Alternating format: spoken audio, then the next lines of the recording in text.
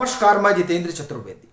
CBC की report ने जो सनसनीखेज खुलासा किया है उसने अरविंद केजरीवाल सरकार की नींद उड़ा दी है। और यह रिपोर्ट एक ऐसे समय में आती है जब अरविंद केजरीवाल की सरकार पर ईडी का शिकंजा कसता जाता है, उनके पूर्व मंत्री को राहत मिलती नहीं दिखाई देती है और दूसरी तरफ शराब घोटाले में कई लोग जो है वो सरकारी गवाह बन जाते हैं।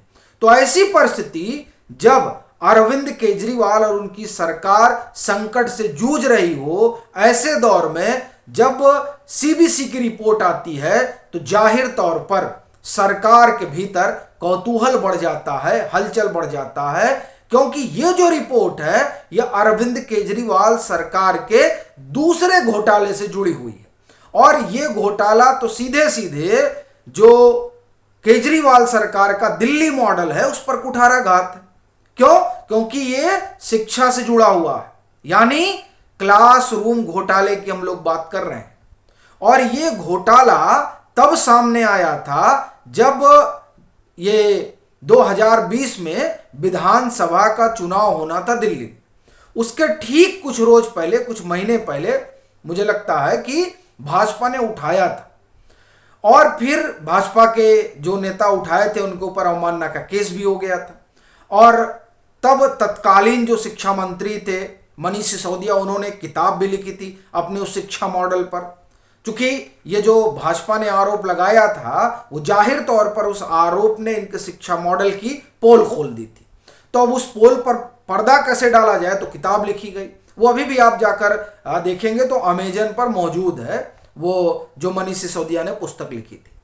लेकिन ये जो मामला है, इस मामले को सीबीसी के पास भेज दिया गया था। सीबीसी की रिपोर्ट आती है और फिर विजिलेंस की रिपोर्ट आती है, विजिलेंस डिपार्टमेंट दिल्ली, जिससे पता चलता है कि कोई ये 1300 करोड़ रुपए का घपला घोटाला है। अब ये जो रिपोर्ट है वो रिपोर्ट लोकायुक्त को सौंपी गई और उस रिपोर्ट के हवाले से भाजपा ने कई सारे सनसनीखेज खुलासे किए हैं और आरोप लगाए हैं अरविंद केजरीवाल की सरकार पर। वो आरोप क्या हैं और वो क्या क्या कह रहे हैं उस पर हम लोग सिलसिलेवार तरीके से बात करते हैं। देखिए, पहली चीज तो जो आरोप लगाया गया है वो ये कि ये जो रिपोर्ट जो क्लासरूम घोटाले से जुड़ी हुई है, उस रिपोर्ट में 5 लोगों को बताया गया है जिनकी वजह से यह घपला घोटाला हुआ। और उसमें सबसे बड़ी भूमिका अगर किसी की बताई जा रही है तो अरविंद केजरीवाल की है। यह आरोप है भाजपा का, दिल्ली प्रदेश भाजपा। क्या कह रहे हैं वो रिपोर्ट के हवाले से? वो कह रहे हैं कि यह रिपोर्ट बताती है कि 5 लोग मुख्य रूप से शामिल हैं। पहले स्वयं अरविंद केजरीवाल, जिनके निर्देश पर घोटाले को अंजाम दिया गया। दूसरा, उस वक्त के तत्कालीन शिक्षा मंत्री मनीष सिसोदिया। तीसरा, तत्कालीन पीडब्ल्यूडी मंत्री सत्येंद्र जैन। चौथा, बब्बर एंड बब्बर एसोसिएट। और इसमें एक और कंपनी है जो शामिल है और उसके बारे में भाजपा का दावा है, उनके प्रवक्ता का कहना है कि उसका सरोकार शीश महल से भी है। अब ये अपने आप में बड़ी गुत्थी हो गई कि मतलब एक ही कंपनी है जो दोनों जगह शुमार है, यानी वो सब वो सब बने हुए हैं कि किसको किसको जो है वो कॉन्ट्रैक्ट देना है। और जिनको कॉन्ट्रैक्ट क्लासरूम बनाने का दिया गया था उन्हीं को कॉन्ट्रैक्ट जो है वो दिया गया शीश महल वाले कंस्ट्रक्शन में।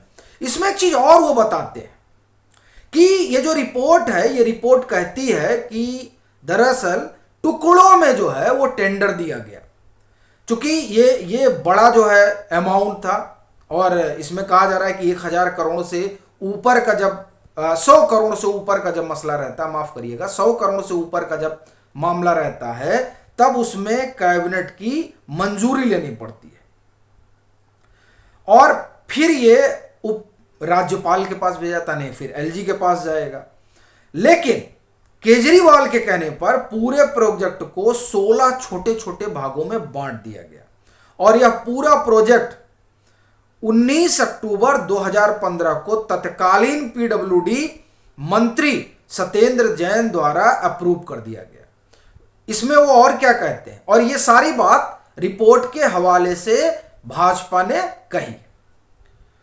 क्या कहते हैं वो कि विजिलेंस डिपार्टमेंट ने लोकायुक्त को रिपोर्ट जो सौंपी है उसमें साफ कहा है कि अरविंद केजरीवाल के निर्देश पर 7,180 क्लासरूम को 4,126 कर दिया गया,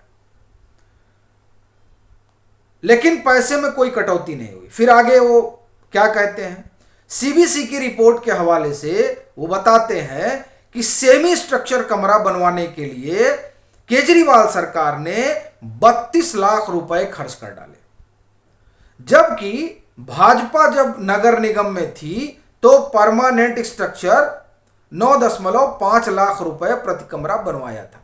यानी जो सीबीसी की रिपोर्ट है वो कह रही है कि सेमी स्ट्रक्चर मकान ने क्लासरूम बनाने में इन्होंने 32 लाख रुपए खर्च किए। फिर आगे वो पूरा डिटेल है कि कौन कौन लोग हैं जो जिनको जो है एक तरह से आप कहें कि रिपोर्ट बता रही है, तो उन 5 लोगों की हम चर्चा पहले भी कर चुके हैं। कहने का मतलब ये है कि जिस रिपोर्ट का दावा किया जा रहा है, सीबीसी की जिस रिपोर्ट का, उस रिपोर्ट ने एक तरीके से आप कहें तो अरविंद केजरीवाल का संकट बहुत बढ़ा दिया है।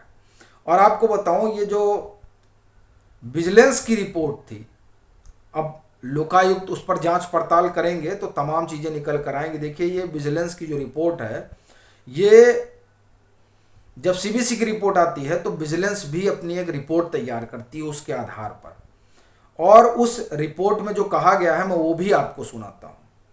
इस रिपोर्ट में कहा गया, और रिपोर्ट जो है ये अभी हम लोग आप ये देखिए कि सितंबर में है, ये संभवतः दिसंबर या जनवरी में आई थी। केजरीवाल सरकार ने किया 1300 करोड़ रुपए का क्लासरूम घोटाला। विजिलेंस डायरेक्टोरेट का दावा, 2400 क्लासरूम बनाने में हुआ भ्रष्टाचार। और इसी विजिलेंस डिपार्टमेंट ने अनुशंसा की थी। अभी देखिए, अभी सीबीसी की रिपोर्ट जो है वो चली गई लोकायुक्त के पास।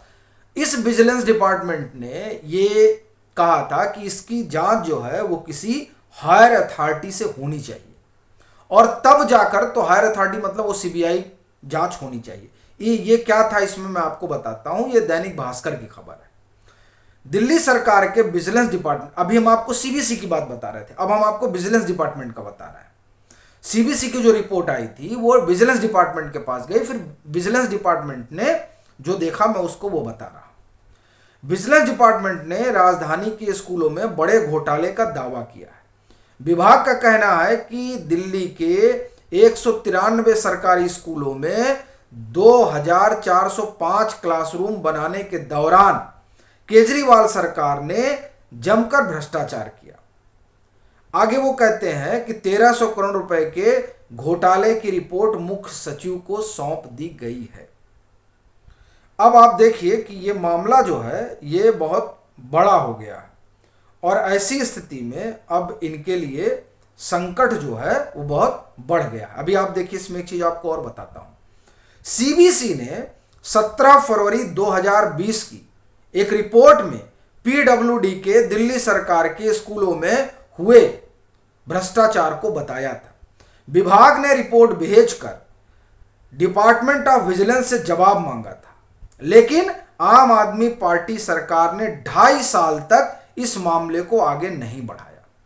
इसके बाद अगस्त 2022 में दिल्ली एलजी ने मुख्य सचिव को निर्देश देकर देरी की जांच, जो देरी हुई उसकी जरा जांच करके हमको रिपोर्ट दीजिए। फिर विभाग ने जो रिपोर्ट दी, मतलब सीबीसी ने भेज दिया था, जांच हुई नहीं थी, 2020 में ही आ गया था सीबीसी की रिपोर्ट, लेकिन ये दबा के बैठे हुए थे। फिर जब एलजी आते हैं, बीके सक्सेना, वो कहते हैं कि जरा वो जो रिपोर्ट है उसको निकालिए, तब विजिलेंस डिपार्टमेंट जो अपनी रिपोर्ट बनाकर देता है, उस रिपोर्ट में ये बात निकल कर आती है कि किस तरीके से इसमें जो है घपला घोटाला हुआ और क्या क्या चीजें जो है हुई थी। जिसमें देखिए कि सीबीसी ने बताया कि 25 अगस्त 2019 को क्लासरूम कंस्ट्रक्शन में भ्रष्टाचार और लागत बढ़ने की शिकायत मिली थी। बेहतर सुविधाओं के नाम पर कंस्ट्रक्शन कास्ट 90% तक बढ़ाई गई। दिल्ली सरकार ने बिना टेंडर के 500 करोड़ रुपए की बढ़ोतरी को मंजूरी दे दी। अब आप देखिए कि इस तरह से चीजें आगे बढ़ी। और आपको एक चीज और बताता हूं, 1214 टॉयलेट को बता दिया गया था क्लासरूम, 1214। तो अब ये जो तमाम रिपोर्ट है ना, ये अब लोकायुक्त के पास है और अब ये देखने वाली बात रहेगी कि आगे इसमें क्या होता है। आपकी अपनी क्या राय है जरूर साझा करें। मतांतर से नहीं जुड़े हैं तो जुड़ें, वीडियो को लाइक करें और खूब शेयर करें।